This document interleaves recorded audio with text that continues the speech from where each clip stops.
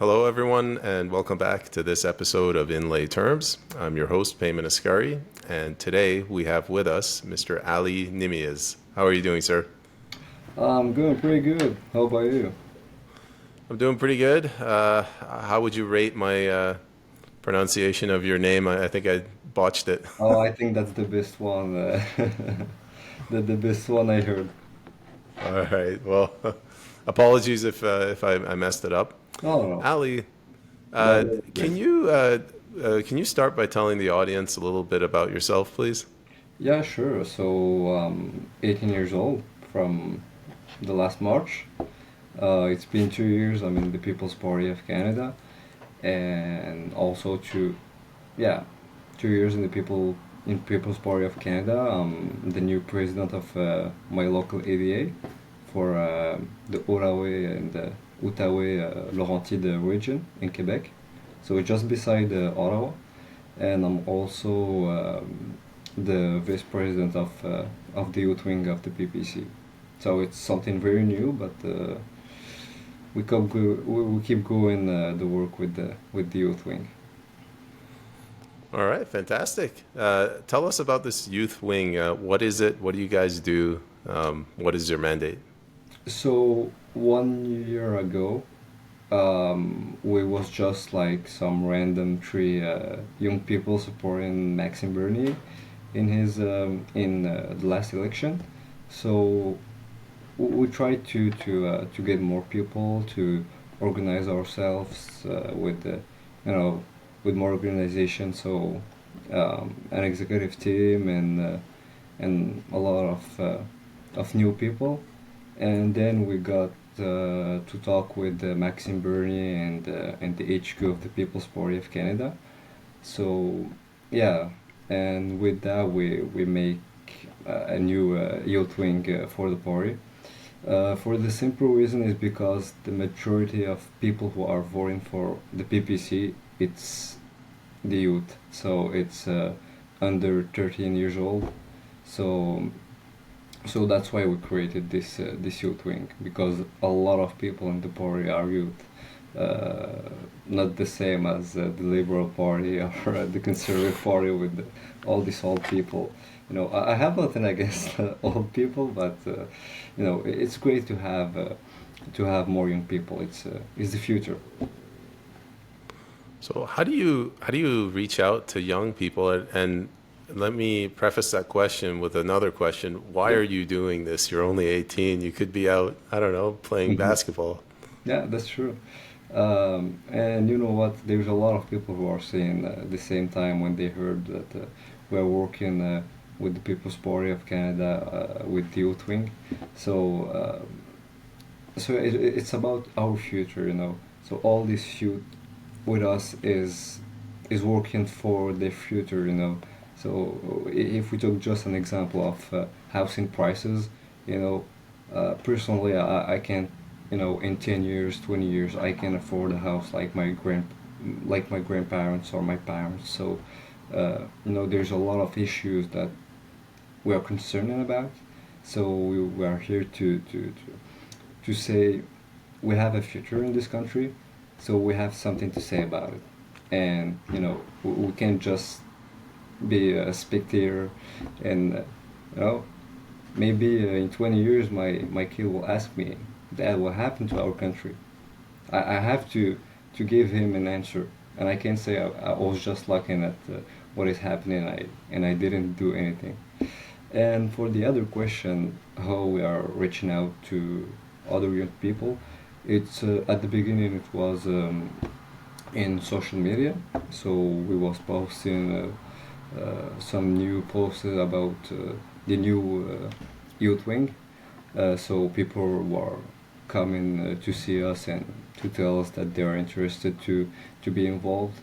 And so after we start to be in some events in all around Canada, and then we was able to go to talk with all these young people to like, you are supporting the People's Party of Canada, why not getting involved in the youth wing? Can you give us like an example of one of these events? What was the last one? What's going to be the next one? The last one I was in the carbon tax protests in Ottawa. So that was, yeah, that was really good. Not a lot of young people. It was organized. It was a protest from the CPC. So I think that's why. But the one who gave us more, more young people. It was at the 1 million March for Children. It was about all this lobbying, LGBTQ people, all this grooming in schools. So it's about schools, it's about our education. So there were a lot of young people was there. So some of them come to see us because Maxim was there, and we was able to go and talk with some young people too. Um, so yeah, that was a great event. What percentage of these youth that you interact with and you try to reach out to and talk to, what percentage of them actually relate with what you're doing or like you, or what percentage of them tell you to get lost? Um, you're talking about like how many young people are voting for the PPC? No, your youth movement. When you go and talk to them, and you say, "Guys, like Hmm. we need to get politically involved." I Okay. always have this image of anybody under like 35. They just don't Hmm. care about politics. Is it like Oh, that with the people you engage?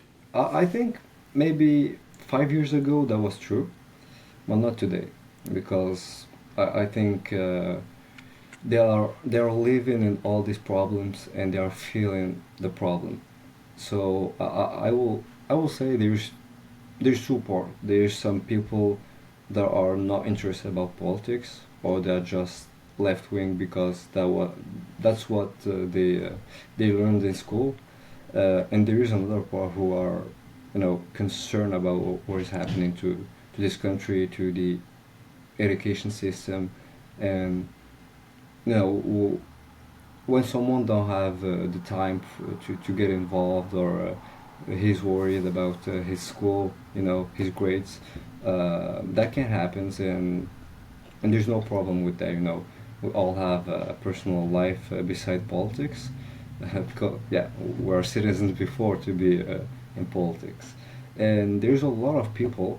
I mean, maybe 50% of the people I reached out are interested, because they want to take action for some change. So and this is starting now.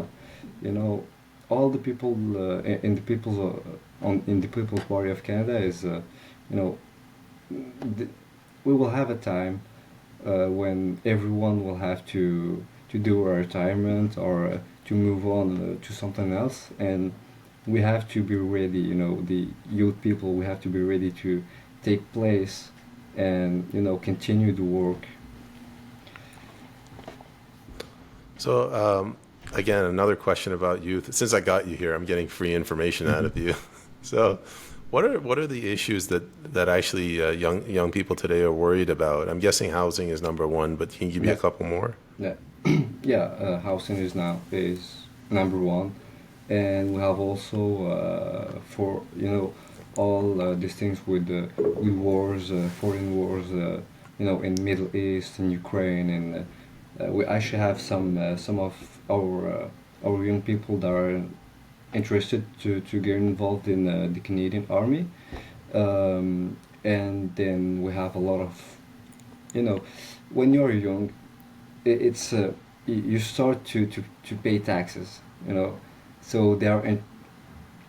so they start to feel the problem about paying taxes to something, in the Middle East, in Ukraine, so I will say housing, and all this money going to another countries, in in other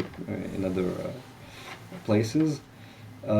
I will say all this stuff with LGBT in schools, and yeah, and we have a big problem in the universities and schools, and it's about like the freedom of expression. So, we got a lot of people who are saying that in the university, if you are from the the left wing, that's all right.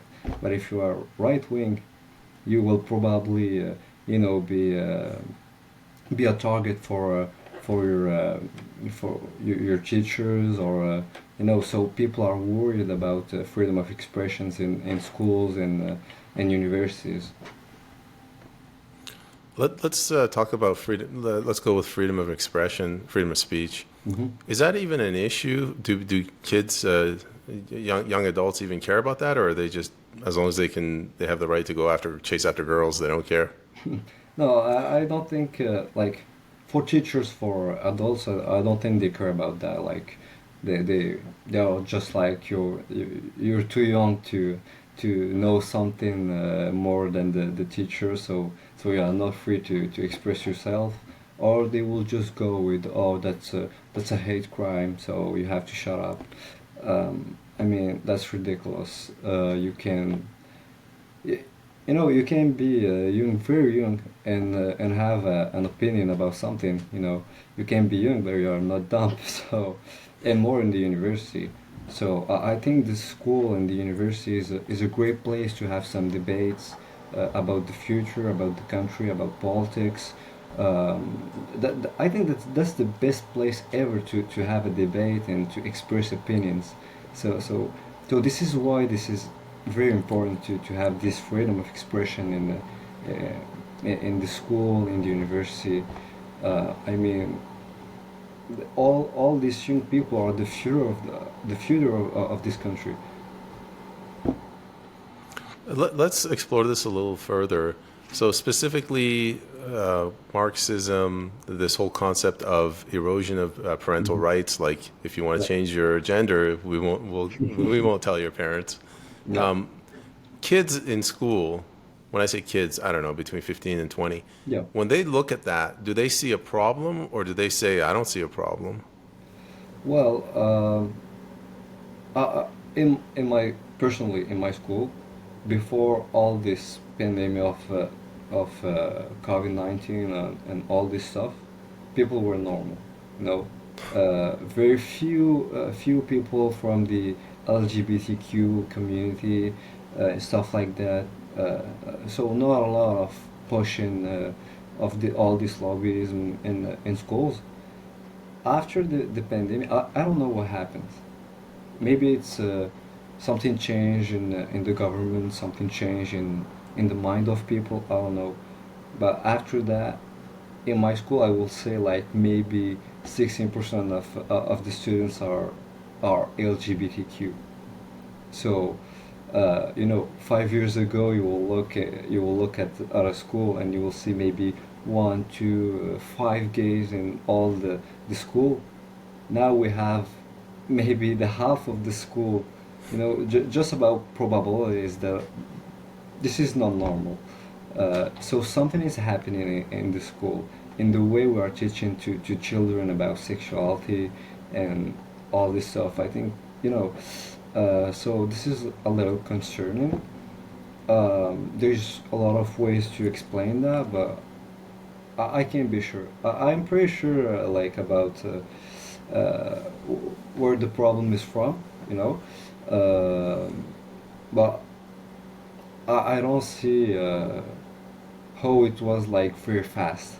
So like in 1, 2, 3 years, we got something just take over all the schools from nowhere. You kind of said you have an idea of where this comes from. I know you said it happened during COVID and it happened very fast, but do you know, can you guess how it happened? I think that was planned from our government, not only the federal government. So it was the provincial and the federal government. So they were pushing all this lobbyism of LGBT community, and there's no problem with pushing with the to fight the hate crimes and all this stuff. There's no problem about that. You can't just go and insult someone about his sexuality. Well, that's not normal. But when you're going to schools to teach them about sexuality, or you're a little kid, but don't worry, you can be a boy if you want, you can be a girl if you want. But well, I'm sorry that this is not how it works. You know, you're born as a boy or as a girl. This is how it works. This is biology. This is basic science. You know, so that was planned, and I think all those teachers that are participating to that, they are from the left wing. I have some of my teachers who are very proud to tell us that they're from the Labour Party or the NPD, the NDP, or the Communist Party. They are very proud about that, and they are saying that in the classroom. So they are exposing their own political beliefs, and this is absolutely not normal. A teacher should be neutral in his explanation, and he should be, when you got a lesson of maths, we should talk about maths. We don't have to talk about sexuality, being transgender, or I don't know. This is ridiculous, and that can be a law. You see. So in the provincial government, they maybe should say to all the teachers, to the education system, a teacher should be neutral. That should be a law, you know, uh, so they don't have the choice. So what I'm hearing from you is you called it left. They just have an ideology, they have a view, and they've taken over the halls of government. That's kind of your view? Yeah, pretty much. Why would anybody do this? Like, are they crazy? Is there money to be made? I mean, like this is pretty basic stuff, you know. You have two Yeah, genders. yeah. Um, I think maybe, well, I don't think this is politically correct to say that, but maybe some of these people are crazy. I think that they're, and there's another part who, there's some people who are just, they believe that this is good, and they are trying to have a great moral or something. I don't know, but that's this is just delusional. It's the thing is they are saying you can be what you want if you're happy, but this is not life. You can't teach that to kids. Well, in life you will if you want to be something, you have to work very hard for it. And that's about your work, your family, the money, your grades. Work hard and you will have what you want.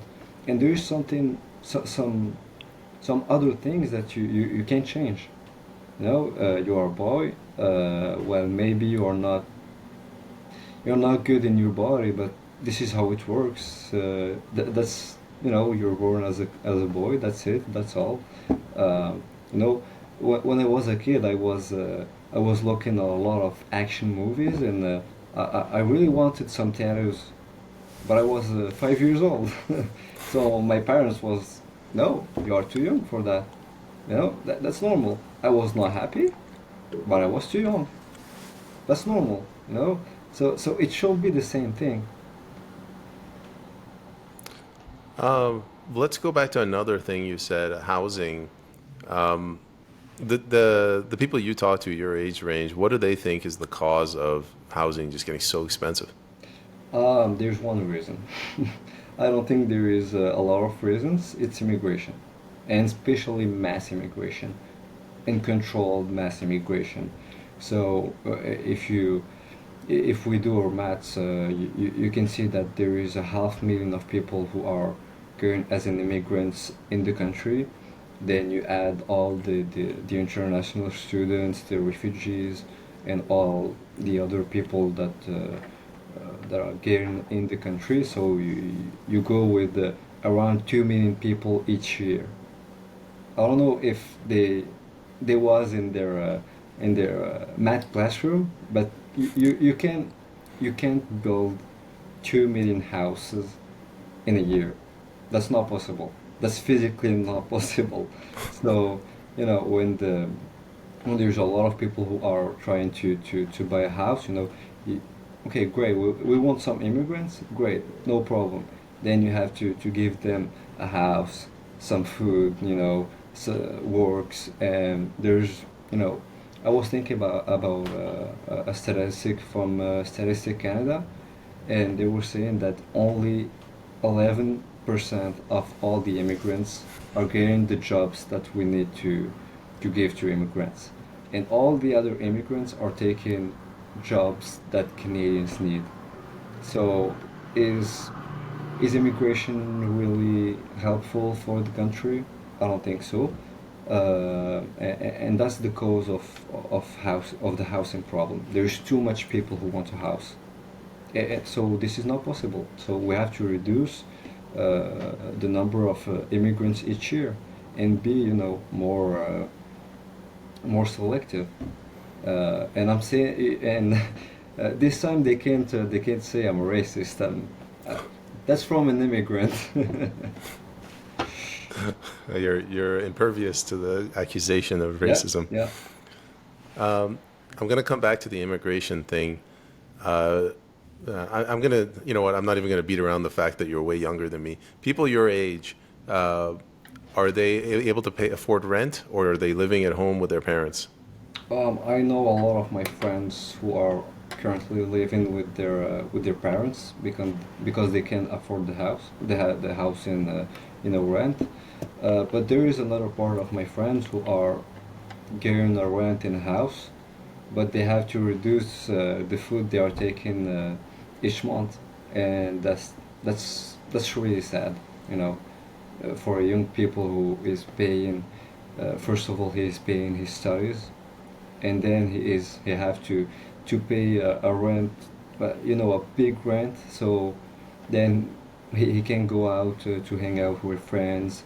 He can, he have to stay more in the house, and reduce the food, reduce the gas. They can't have a car, and and pretty much in Ottawa and Gatineau, the trans, all the buses systems are pretty broken. So uh, that's this problem is making another problems for for the cities, for the province. So yeah, that's really sad. Going back to immigration, people your age, what are their views on immigration? Do they see it as too much immigration, or do they see it as we're all children of God, and we have to help each other, and Yeah, diversity is our strength? yeah. Well, a lot of people want to help each other, and we have to get more immigration and all this stuff. That was 2 years ago. That was 2 years ago. Right now, even the young people from the left wing, that's what I see.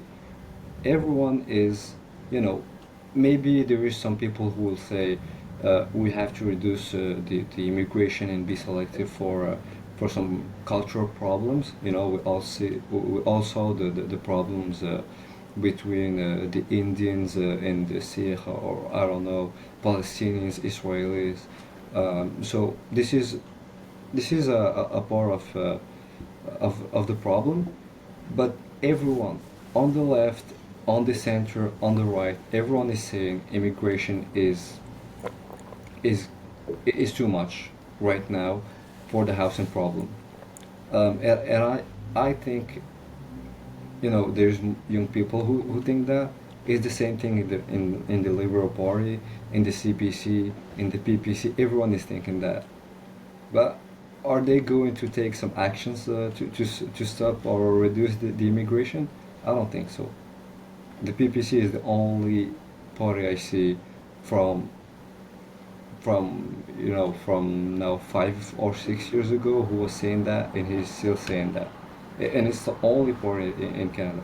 And I think pretty much that's why there's a lot of young people in the PPC, more than all the other parties in Canada.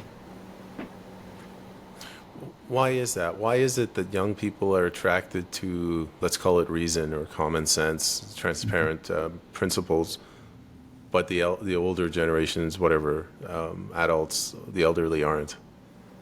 It's just about, the society is changing. So, you know, I, I I can't say all the old people are like that, but there's a lot of old people who are just, the only thing that they are seeing to get information it mainstream medias, so they are just looking at their TVs and Facebook and something, and things like that. So it's more traditional for old people to look at the mainstream media, but the problem is that the mainstream media is controlled by the government right now. They they are all receiving money from the government, so from Trudeau government. We saw that at the budget of 2024. Uh, so I think pretty much that's why, and it's not the same issues, you know. Why old people? Why an old guy will be worried about housing problem? He already have his house. He's probably living, I don't know, in Cuba, Africa, Europe, for his retirement. Uh, why he will care about all these problems? He's done. His life is successful, but he's done with life. He's now on just some peace, and you know, it, yeah, I think that's why. All right. You said you're also your EDA president. Hmm. Well, that's pretty cool. How'd you Yeah, land that job? that's pretty new. That's I think 1 month ago. So yeah, Yeah, well, congratulations. yeah. Thank you. So you're in charge of the youth wing and you're in charge of the EDA. Yes, And the youth wing, I asked you this on the phone. Is it an official organization of the PPC or is it just yes, unofficial? yes, yes. It's now it's been, in fact, the youth wing was there like 2 years ago, but it's official from 1 year ago. So it's very new. That's why I think there's some people who didn't hear about the this youth wing of the PPC, but all the PPC events, people are pretty knowing what is happening with the youth wing. Um, yeah, so yeah, it's official. It's approved by the HQ by Maxime Bernier himself. So yeah. Oh, here's a question I wanted to ask. Why did you decide to, you kind of answered this already, Yeah. but why did you decide to join the PPC instead of going to the CPC, the Conservative Party, and trying to reform it from the inside out?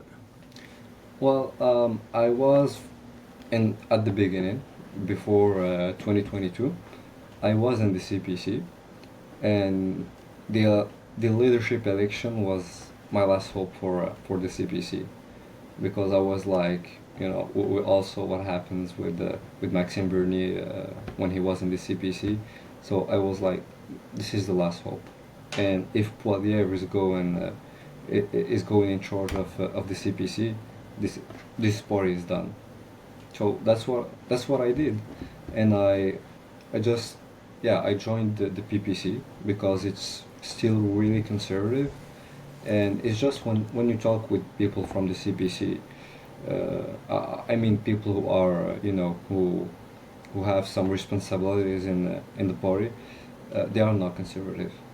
Maybe in with all the things with taxes, the money, and all this stuff, but conservatism, like we know conservatism, this is no longer existing in this party, and that's why I didn't try to get in and try to reform it. It's just, Maxime Bernier tried to do it. He was not able to do that. So but I don't see the point. And there's a lot of people who are saying, um, who are attacking me for being in the PPC. Well, I'm really young, so if I was thinking about the money or the power, I will be probably right now in the CPC, because in maybe 5 years, if I was in the CPC, I would be probably an MP. So yeah, so it's great. It will be more easier for me if I was in the CPC, but I think it's I'm putting the truth first, not the money or the power. That's not for me. Good answer.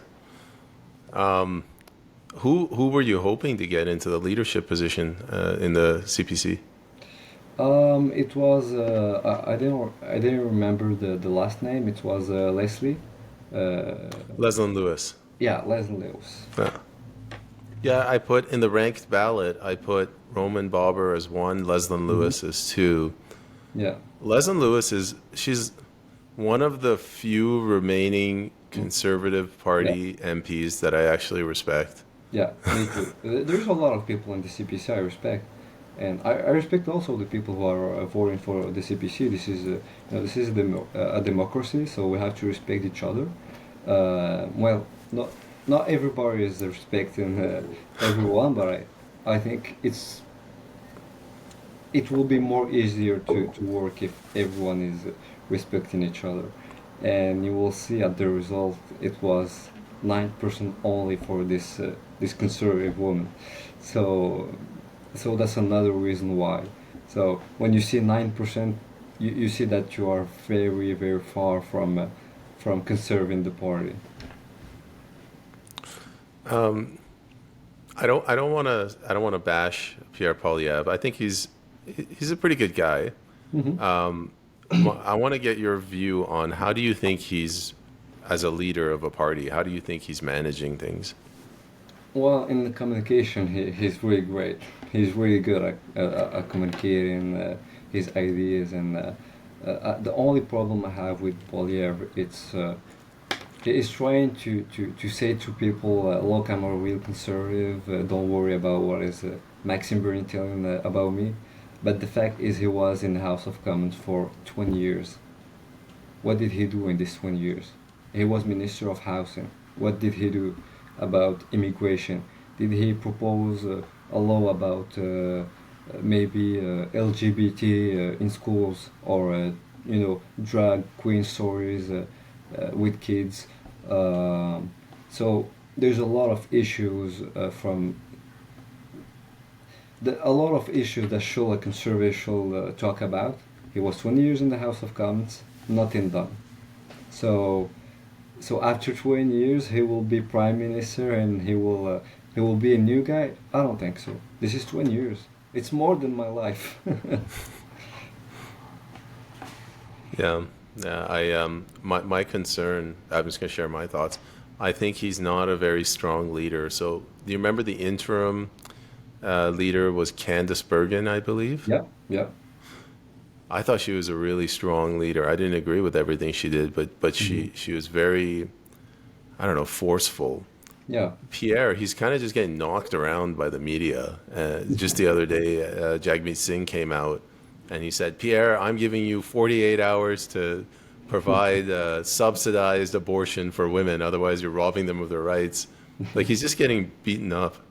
Well, that's great that you are talking about abortion. Tomorrow is the National March for Life. So right now I'm not representing the PPC. That's my personal view. I will be there, and I support the life. You know, I don't think it's normal to. I don't think abortion, murdering babies is normal. And yeah, I got a lot of questions the last year about what is the PPC thinking about abortion, and we got the answer at the election in Manitoba, when Maxim was running there. So it's just open to all the candidates to decide themselves if they are pro life or against, and pretty much the yeah, a lot of candidates in Canada are in the PPC are against abortion for some logical reason of, you know there is a constitutional rights, yeah, there's some constitutional rights who are available for babies, for old people, for everyone. So I don't think it's normal to murder babies like that. Okay, so we got your position on abortion. Yeah. Essentially, it's some form of murder. What about your position on MAID, medical assistance in dying? I don't think that's that's the good solution. You know, that's a problem. That's a very complicated problem we have in with all people, especially. You know, so when you are a kid, we will just make something clear.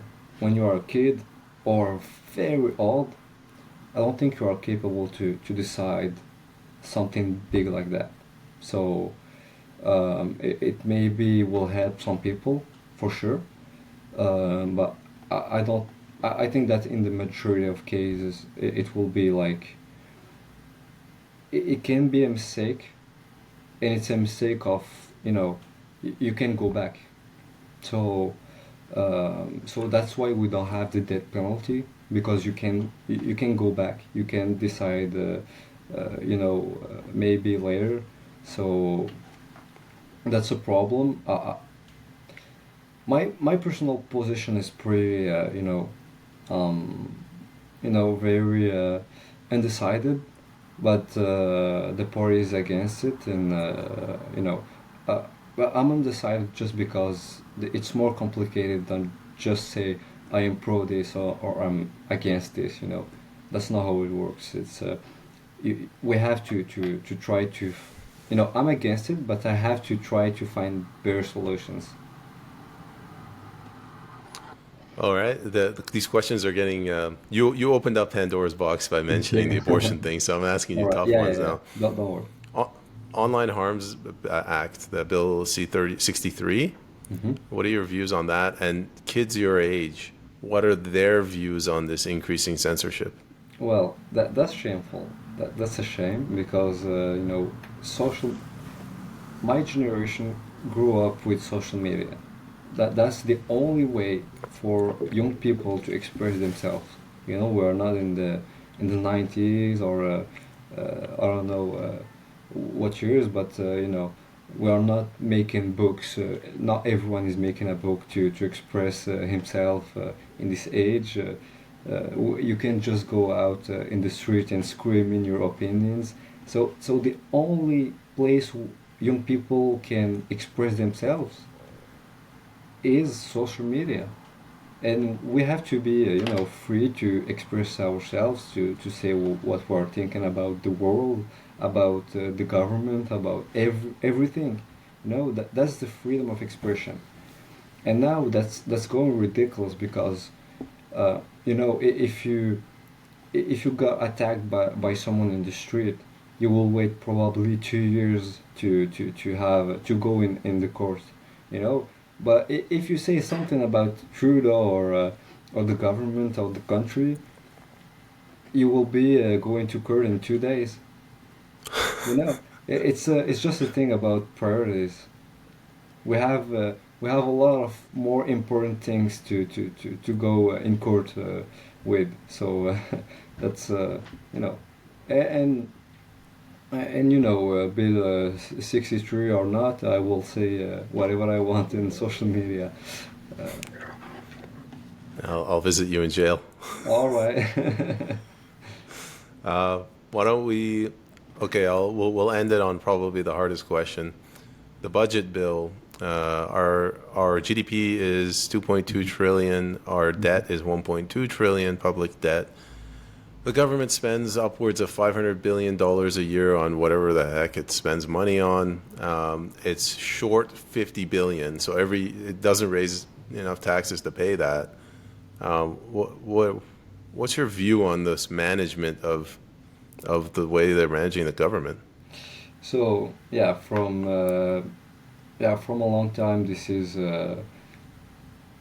no not how it should work, because we have you know the government is paying a lot of money in things that are useful. We don't need to send money to Ukraine. We don't need to send money to CBC News, or that's a private company. So in place of making Canadians paying more taxes, you should probably just making some cut on the things that we don't need, and then you will have more money to pay your debt, and then we will have less inflation. I mean, that's pretty simple. So even right now, I can understand why the Trudeau and the government, they are they have a lot of experience in politics, in economy. They all did some great studies.